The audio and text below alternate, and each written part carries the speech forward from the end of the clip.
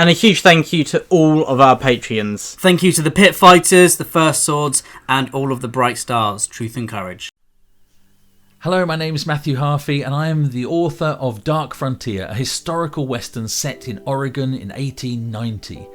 It's my 14th published novel, but it's my first western. It's taken me a long time to get up the nerve to write in a genre that I've always loved, since reading Louis L'Amour as a child, and then Larry McMurtry's Lonesome Dove, and more recently gritty reimaginings of the western genre by writers such as Joe R. Lansdale. But as an Englishman, I've always felt like a bit of an imposter. How could I possibly write a book set in the American West, having not visited? So I decided to write it from the perspective of an Englishman visiting the American West. It's set in 1890, as I said. The main character is Gabriel Stokes. He's an ex-English British soldier who's fought in the Anglo-Afghan wars in Afghanistan, and then he's become a policeman in London and dealt with horrific crimes by Jack the Ripper and many others. And his life really has gone off the rails. His dark past has taken its toll on him and all of the violence he's seen. And he decides to travel to America to visit an old army friend of his who has a ranch. But when he arrives there, he finds himself drawn into investigating a murder that's taken place, so investigating who the culprit is, and he finds himself pulled into the dark world of conflict between the sheep herders and the cattlemen of the Blue Mountains of Oregon. I loved researching and writing this book. I went to Oregon, I went horse riding on a ranch, stayed on a ranch, incredible, in the high deserts of Oregon. I went and visited reenactors in the UK who shot traditional black powder rifles and pistols and six-shooters and shotguns.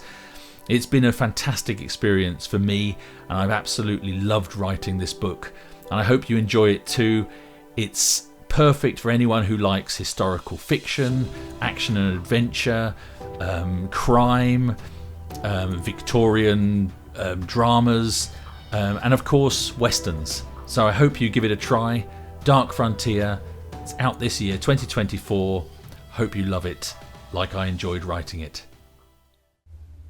Hello, I'm Giles Kristian, and it's a great pleasure today to be on the channel of those most excellent gentlemen, Brothers Gwynne. I'm here to introduce you to Arthur, the third in my Arthurian Tales, which began with the Sunday Times bestselling Lancelot, and then moved on to Camelot to tell the story of Galahad, Lancelot's son, and the wild Saxon-killing Iselle. And now we have Arthur. Arthur is a dual timeline narrative. I wanted to tell the story of Arthur's life. I gave him a hard time in the previous two books. And so I thought that it was time to let Arthur have one last charge into glory, one last time of wielding the sword Excalibur against his enemies. So the story is told in two narrative threads. We follow the young Arthur as he grows into manhood, and we learn what makes him the man and the war leader he becomes, what makes him the Lord of Battles. And then we also follow the old Arthur and raise the question, what if Arthur didn't disappear from the world entirely after the Battle of Camlan? Could he be tempted back to the world to wield Excalibur one final time? Arthur takes place quite a few years after the story told in Camelot and has a brand new cast of characters. Of course, Arthur himself remains, but the rest of the characters are new. And that's sort of been the way with all three books. They have their own cast, which sort of makes them more companion novels than a series, rather than sort of sequels in the traditional sense. So you could read all three books separately, although undoubtedly you get more from them if you've read all three. There's a lot of connective tissue that runs through all three stories. I'm really excited about Arthur. I poured my heart and soul into this story. I really do hope you check it out. It's being published by Bantam on June the 6th, and yeah, it's almost here. Arthur, he'll come again.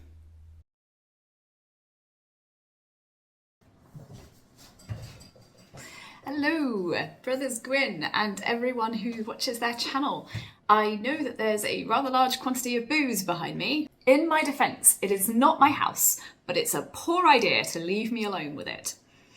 Anyway, thank you so much for having me on to talk about Son of the Huntress, my new historical fantasy novel. As I said, I write historical fantasy, so that blends a historical era with figures and motifs from Celtic mythology. Son of the Huntress is my reimagining of the Wild Hunt myth. It's the story of Herla, an ambitious Iceni war chief sworn to Boudica and also her lover, and in search of the power to defeat the Roman Empire, to drive the Romans out of Britain. She and her warband make a deal with the king of the other world, which is probably, as anyone could have told her, a bad idea. She makes a deal with the king of the other world, and she agrees to spend 3 days in his realm. Unfortunately, when she returns, she realises those 3 days were in fact 3 centuries. Everyone she loves is dead, including Boudica, and she is cursed to ride eternally as Lord of the Wild Hunt, slaying anyone who crosses her path. When I first heard Herla's story, in the original myth, Herla is an ancient British king. Well, I loved that emotional setup, and because I also enjoy a challenge, I thought I'd see if I could bring this character to life. The main action of the novel takes place in early 8th century Wessex, when King Ine and Queen Athelberg were in power. Athel was actually a rarity amongst Anglo-Saxon women because she was a warrior and a military commander. And from the Anglo-Saxon Chronicle, we know that for reasons that are up for debate, she sacked her husband's own stronghold of Taunton. Sorry if you live in Taunton. Hey, it sprung back. She is a great character, and I just had so much fun bringing her to life. So, when these 3 main characters meet, the king, the queen, and Herla, it changes everything for all of them. This book has dead kings of Wessex waking, it has court intrigue, a fracturing royal marriage, exploration of asexual identity, a sapphic love story. I mean, there's possibly something for everyone here. Son of the Huntress took me 3 years to write. There are plenty of Easter eggs to spot for fans of my previous book, Sister Song. It has the most amazing audiobook by award-winning narrator Kristen Atherton. So if you're into audio, please check it out. And if you pick up the book, I do hope you enjoy your journey into this ancient world of myth, magic, and of course, the Wild Hunt. Thanks for watching. Now, which one will I have?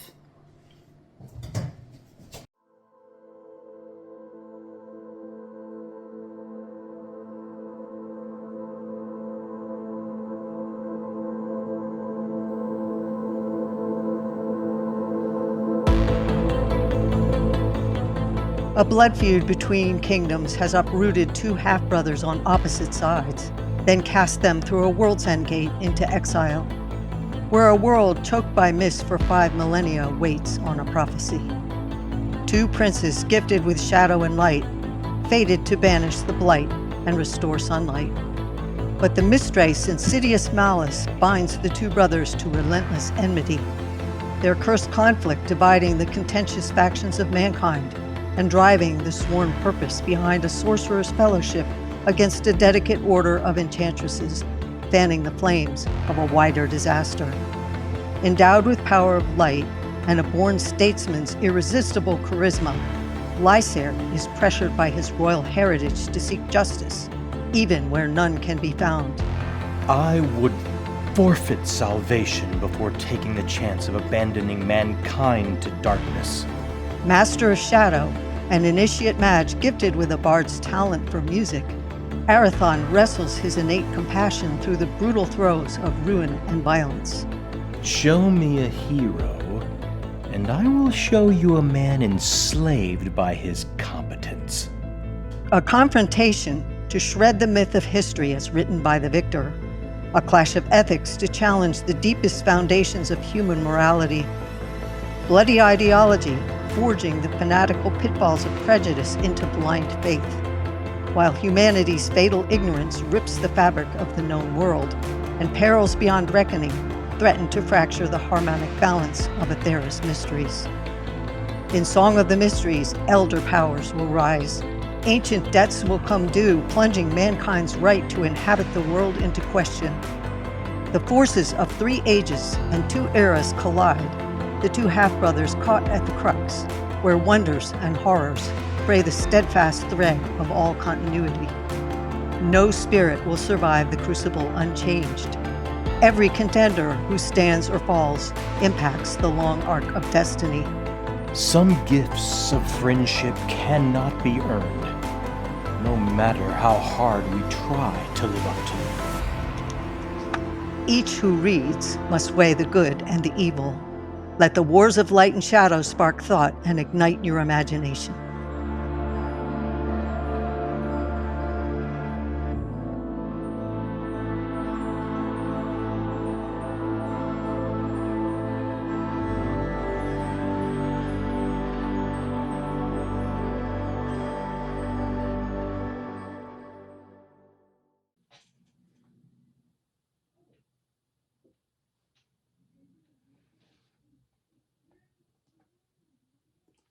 Hello, I am the Dread Sword Spellbreaker. The Brothers Gwynne asked Gareth Hanrahan to pop in and say a few words about his new novel, The Sword Unbound, but I thought I'd cut in. Mwah. I am the titular Sword Unbound, the real hero of the story, the breakout characters, if you will, just as I was the main character of the first book in the series, The Sword Defiant. Here we are. And look, there I am in all my glory. The other fellow on the cover, that's Aelfric. 20 years ago, he was a great warrior, one of the 9. They were a fellowship of unlikely heroes who banded together against the Dark Lord. There were, quests and prophecies and monster slaying. You know the drill. They saved the world. They overthrew my maker. They occupied his city, Necrad, the city of sorcery. And Aelfric took me as a prize. For 20 years he carried me around, unwilling to use me. Me! The Spellbreaker! The greatest weapon ever forged! The original soul-eating demon sword. Except no substitutes! He kept me as a prisoner in the scabbard, refusing to wield me, rejecting the power I offer. Then, in the first book, The Sword Defiant, available in all good bookshops, there was another prophecy, another quest, and Aelfric was very happy about this. He thought he was in Kings of the Wild or the Dragonlance Chronicles or something, some of the book where a band of heroes get back together for one last hurrah. Aelfric, bless him, is not very bright. But what do you expect from a peasant boy who grew up to be a single-class fighter? Anyway, book 1 ended, spoilers, with Aelfric learning that everything he thought he knew was wrong. And now, in book 2, he sets out to put it right. And I'm very happy about this, because putting things right means cutting a swathe clear across the map, from Necrad in the north to the Everwood of the Elves in the south. But Aelfric's got off to kill the King of the Elves, and that's exactly what I was forged to do. I am Spellbreaker. There is nothing I cannot kill. Except, maybe, Aelfric's conscience. But I'm working on that. The Sword Unbound is out May 7th from Orbit Books.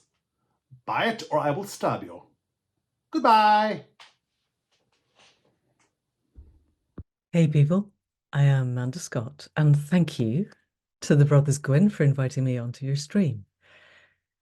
If you've paid attention to anything they've been saying for the last couple of years, you probably know me best for Boudica series. Somebody Liked Valerius, for which I am also very grateful for these, and then I went on to the Rome series, because spies, why not? And then Into the Fire, which I haven't got a copy of to hand, and then A Treachery of Spies, which did quite well, actually. I was quite pleased with this. It got shortlisted for the, I can't remember, big prize in Scotland, the Saltire, and then it won the McIlvany. So hey, I got to lead a torchlit procession down from Stirling Castle, down the cobbled streets. It was probably one of the proudest moments of my life. And then I had a bit of a gap. After writing that, went off and did a master's in economics at Schumacher, realized things are a lot worse than I thought they were in terms of the meta crisis, the polycrisis, the death cult of predatory capitalism and all the lies it tells us. And I came home and started the podcast, Accidental Gods, and thought that that was my going out into the world, and the rest of the time was going to be spent here on the land. But my spiritual path is shamanic. If you read the Boudica books, that'll make sense. If you haven't, I would fundamentally let it go.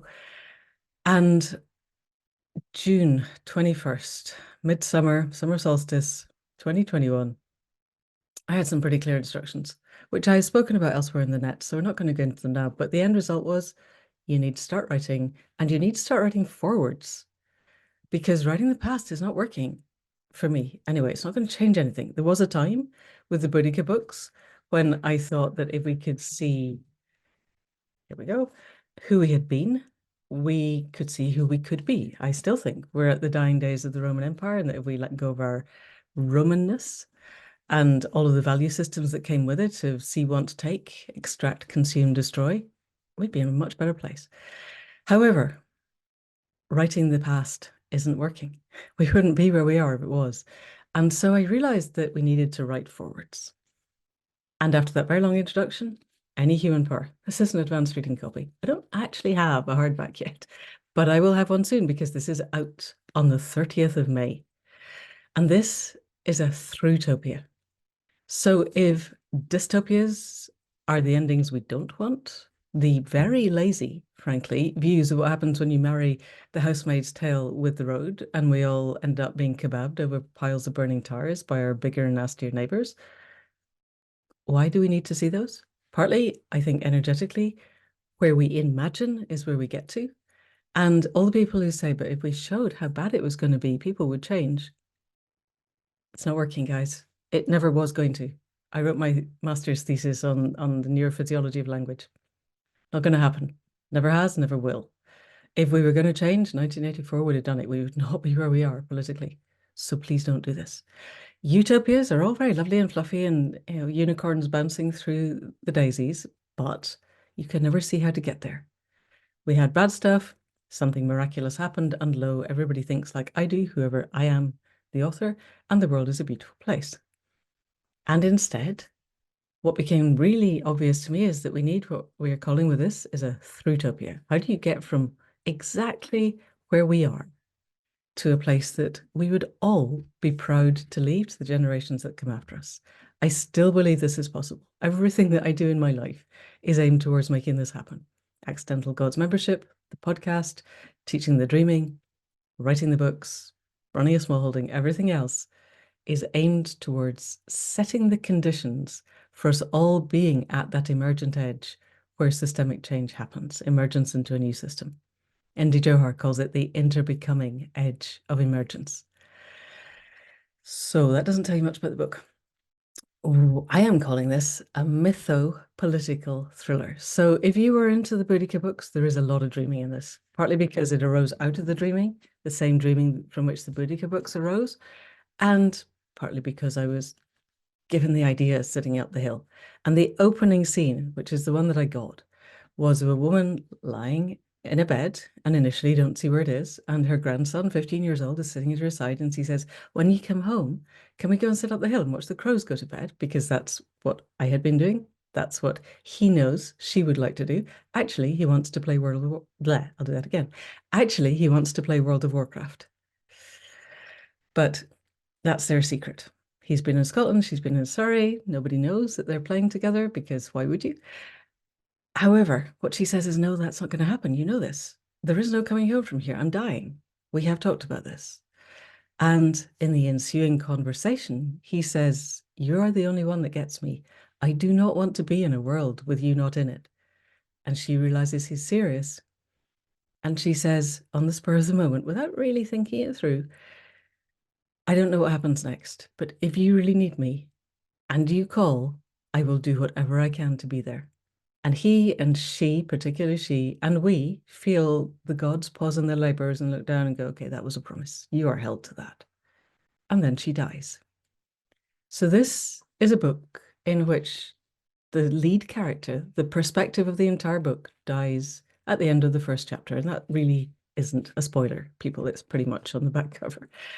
So then we have to work out, Lan has to work out, what agency can you have once you're dead?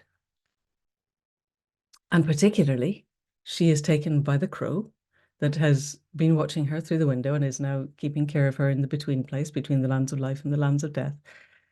She is taken into the void and she's taught how to split the timelines in the void and see all the possible futures that she can easily see, in which her grandson Finn does in fact kill himself.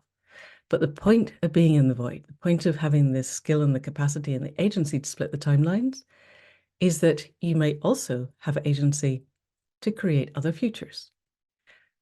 But you haven't taken that agency yet, so you can't see those futures. You can never see the futures that you have not yet made happen. So then she comes back in, chucked back in towards the lands of life, and she has to find out what agency she can take. And then she does this twice more for the family and then for the whole of humanity, watching all of the ways that we could crash and burn, take this bus that we're all locked in right over the edge of the cliff, with the old white men clamping onto the wheel, feet on the gas, making sure we don't turn. But she has agency. So what agency can she take, and her family, and the movement that is now growing around her family, because this is a political thriller. Her granddaughter publishes a tweet which causes outrage, but also stimulates an entire intergenerational movement in support of change, in support of Thrutopian change. It is 10 years since Ursula Le Guin at the World Book Awards said, "We live in capitalism. Its power seems unassailable, but then so did the divine right of kings. Any human power can be resisted and changed by human beings. And often the impetus to that resistance and change begins in art, often in our art, the art of words. Any human power can be resisted and changed. This is my blueprint for how we do this, but it's wrapped up in a thriller because I actually want people to read it." And then we come back to Amitav Ghosh, who said in The Great Derangement, "Future generations looking back may well hold politicians and bureaucrats culpable for their failure to act in the Great Derangement, but they may also hold writers and artists equally culpable, if not more so, because it is not the job of politicians and bureaucrats to imagine a different future. That's our job." And I would be so happy if other people would start doing this. If every single book handed into every single publisher, crime novels, romances, genre novels of any sort, whatever it is, are imagining how we get from exactly where we are to something that actually works. Because that's possible. Human creativity is amazing. We can still do this, but it will take all of us working together. So if you want to have a look at the blueprint and what I think is quite an exciting political thriller and all the mythology, I'm trying to create a new mythology for the 21st century. It's not a small book. Somebody the other day said, "You've written complexity." Yes, you get it. But it is still quite an easy read, I promise you. It's out on the 30th of May. Give it a go. Thank you to the Brothers Gwynne. See you around. Hello, my name is Aman. I'm the author of an adult epic fantasy called Kavithri, published by Golands on the 16th of May. Kavithri is set in a reimagined post-colonial India, where we follow Kavi, a railway porter, on a journey to find a future for herself, while she simultaneously confronts the violence and horror from her and her people's past. There's plenty of magic, there's action, and despite some pretty heavy themes, there is still plenty of humor. If you enjoy tight single point of view narratives, like in some of my other favorite fantasy novels, like in The Rage of Dragons or in The Will of the Many, or characters like Arya Stark, Gideon, or Kaladin, Kavithri will be right up your alley. Some of the influences on the story include manga and anime like Berserk and Evangelion, Indian cinema, and other epic fantasy series like Malazan and Mistborn. So if any of that sounds good to you, I hope you give this book a shot. Thank you to the Brothers Gwynne for having me on their channel. And once again, Kavi is out now in all formats. Thank you.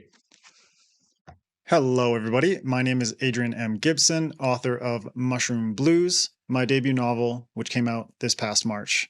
Mushroom Blues is the first book in the Hoffman Report series, as well as the Fungalverse shared fictional universe. At its heart, this book is fungal punk police procedural, deeply rooted in the noir and detective fiction traditions.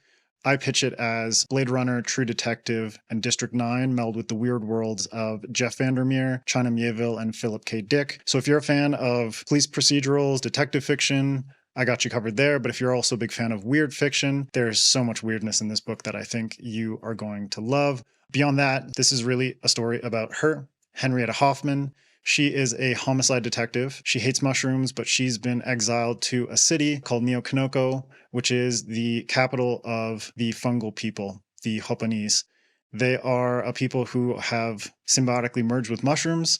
They have mushroom heads, they have mushroom biology, but Henrietta is urged to investigate the murders and disappearances of fungal and half-breed children, which takes her across Neokanoko, and she is forced to team up with Koji Nemeko, this mushroom-headed beat cop right there, and the two of them essentially working together, albeit very begrudgingly, to solve the murder and figure out what is going on in the city of Neokanoko as they interact with mushroom-headed gangsters, with military occupiers, with the police department, and all kinds of people across the city. Ultimately, though, this is a story about Henrietta. It's from her perspective, and it's her as she investigates these murders, but at the same time dealing with the traumas and the terrible things that she's done in her past. And so a lot of this book is rooted in my psychedelic experiences as she learns to awaken to the things that she's done and accept the person that she is over the course of this story. Mushroom Blues is available in paperback, hardcover, and ebook on Amazon and all major online retailers. You can also check out the official Mushroom Blues soundtrack. You can check that out over on Bandcamp, Spotify, Apple Music, and more.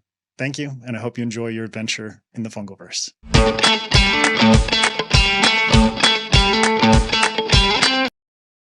And a huge thank you to all of our Patreons. Thank you to the Pit Fighters, the First Swords, and all of the Bright Stars, Truth and Courage.